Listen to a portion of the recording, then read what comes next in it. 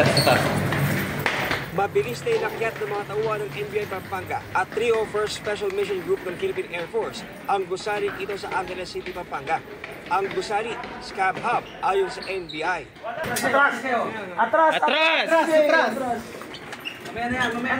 Atras! Atras dyan. Huli sa akto habang abala sa kanilang mga computer ang nasa 85 individual. NBI!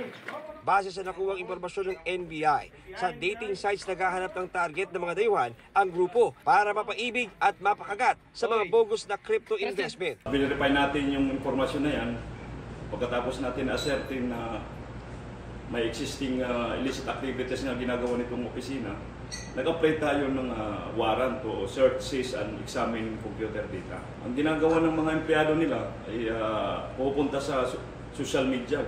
Nakaharap pa ng NBI ang isa sa mga model na ginagamit ng grupo para makapag-video call at makaakit ng pinupunti ng dayuhan sa halagang 25,000 pesos. Naghanap sila ng mga potential investors na foreigners, usually American or European, na usually mga retired ang gusto nila, yung walang ginagawa.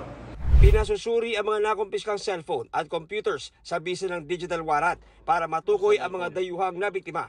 Nakakulong na ngayon sa NBI Region 3 ang mga inaresto na naharap sa reklamong paglabag sa Cybercrime Prevention Act. Sinisika pa namin makuha ang kanilang panig. Para sa GMA Integrated News, John Consulta ang inyong saksi. Mga kapuso, sama-sama tayong maging saksi.